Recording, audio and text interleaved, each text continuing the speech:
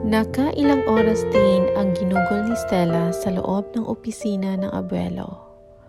May mga tiningnan siyang papeles na ibinili ng abuelo na kailangan niyang makita. Nag-check din siya ng mga footage ng surveillance camera at wala siyang nakitang kakaiba sa paligid. Alam niyang may sariling opisina ang ama sa 24th floor kung saan ito madalas namamalagi.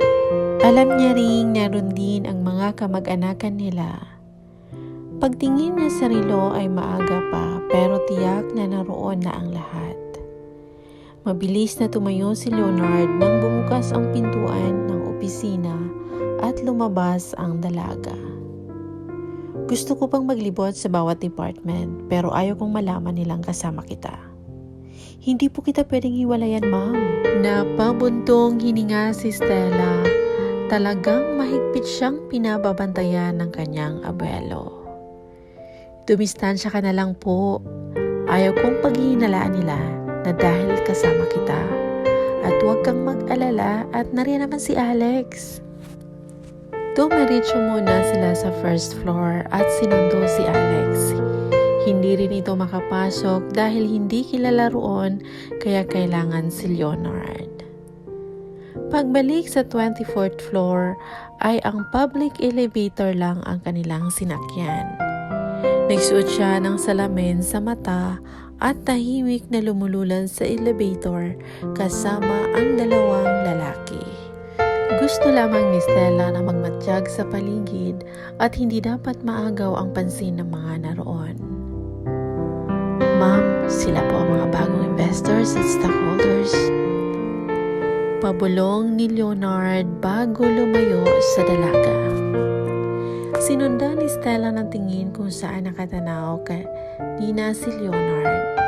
Abala ang mga naroon sa pakikipag-usap sa isa't isa.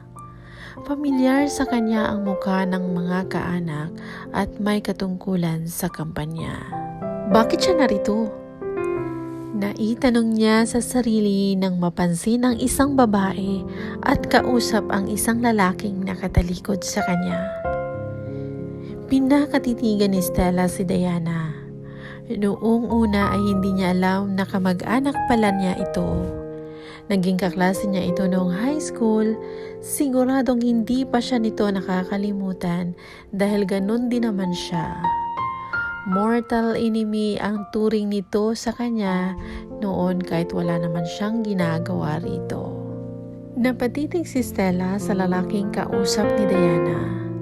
Masasabi nitong makisig ang lalaki kahit likod pa lang ang nasisilayan. Mahaba rin ang buhok nito na nakatali kaya mukhang Greek god ang aura nito. Pero ang paghangang nadarama para sa appearance ng lalaking nakatalikod ay bigla niyang sinupil. Dati na niyang naramdaman ang ganon at ayaw niya rin namang alalahanin pa muli. Stella? Is that you, Stella?